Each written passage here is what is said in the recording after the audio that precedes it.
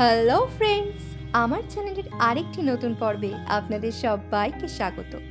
আজকের কুকিং টিউটোরিয়ালে শেয়ার করতে চলেছি সকলের ভীষণ প্রিয় একটা স্ন্যাক্স সিঙ্গারার রেসিপি। তাহলে চলুন দেরি না করে ঝটপট শুরু করে দেওয়া যাক আজকের কুকিং টিউটোরিয়াল।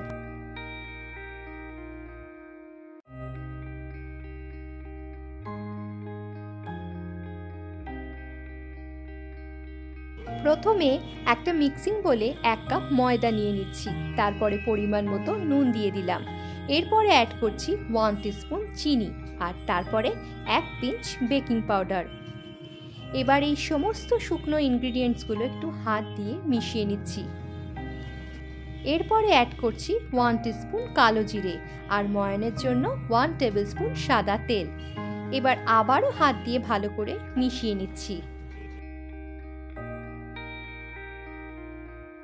এরপর এর মধ্যে অল্প অল্প জল অ্যাড করে একটা টাইট ডো তৈরি করতে হবে।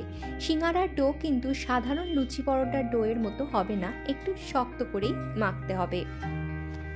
আমাদের ডোটা তৈরি হয়ে গেছে। এবার ওপর থেকে অল্প একটু তেল মাখিয়ে 1 ঘন্টার জন্য এটাকে রেস্ট হতে দিতে হবে। এরপরে চলে যাব পরবর্তী স্টেপের দিকে। এরপর সিঙ্গারার ফিলিং তৈরির জন্য আলুটা সেদ্ধ করে নিতে হবে। এর জন্য কড়াইতে বেশ খানিকটা জল দিয়ে 2টো মিডিয়াম সাইজের আলু এখানে সেদ্ধ করতে দিয়ে দিচ্ছি। এরপরে একটা কড়াই গরম করে নিয়ে তাতে 2টো শুকনো লঙ্কা আর 1 টেবিলস্পুন 5 ফোড়ন ড্রাই রোস্ট করে নিচ্ছি। এবার এই ড্রাই রোস্ট করে নেওয়া 5 ফোড়ন আর শুকনো লঙ্কার একটা গুঁড়ো তৈরি করে নেব, তবে খুব মিহি গুঁড়ো কিন্তু করতে হবে না। এরপর আবারও কড়াই গরম করে নিয়ে তাতে 2 টিস্পুন সাদা তেল দিয়ে দিতে হবে। তারপর ওই গুঁড়ো করে রাখা 5 ফোড়ন আর শুকনো লঙ্কাটা এর মধ্যে দিয়ে দিতে হবে। এরপর হাফ টিস্পুন আদা বাটা দিয়ে কয়েক সেকেন্ড ফ্রাই করে নিয়ে সেদ্ধ করে রাখা আলুগুলো এর মধ্যে দিয়ে দিতে হবে আর একটু ভেঙে ভেঙেও দিতে হবে। মিডিয়াম টু হাই ফ্লেমে রেখে সিঙ্গারার পুরটা তৈরি করে নিতে হবে। এরপর এর মধ্যে পরিমাণ মতো নুন আর 1 টেবিলস্পুন চিনি দিয়ে দিচ্ছি। তারপর ভালো করে একটু মিশিয়ে নিয়ে এর মধ্যে 1 পিঞ্চ হলুদ গুঁড়ো অ্যাড করছি। এরপর ভালো করে মিশিয়ে নিয়ে এর মধ্যে 1/3 কাপ জল অ্যাড করছি আর মিনিট খানেকের জন্য রান্নাটা হাই ফ্লেমে হতে দিচ্ছি। মিনিট খানেক পর আমাদের সিঙ্গারার পুর কিন্তু তৈরি হয়ে গেছে। এবারে চলে যাব পরবর্তী স্টেপের দিকে।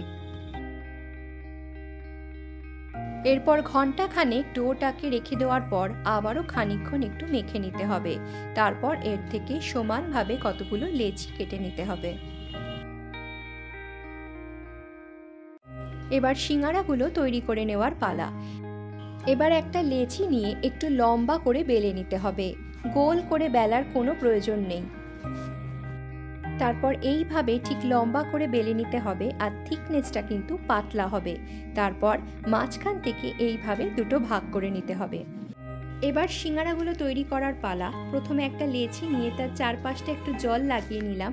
তারপর ঠিক এইভাবে ত্রিভুজ ভাঁজ করে একটা পকেট তৈরি করে নিতে হবে। এবার এই পকেট মতো তৈরি করার পর এর মধ্যে আমরা ফিলিংটা অ্যাড করে দেব।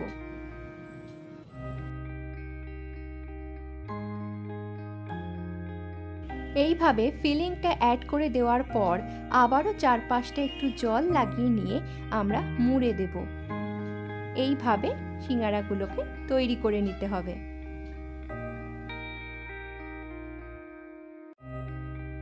আমাদের একটা সিঙ্গারা তৈরি করা হয়ে গেল। আমি আপনাদের আরেকটা তৈরি করে দেখাচ্ছি।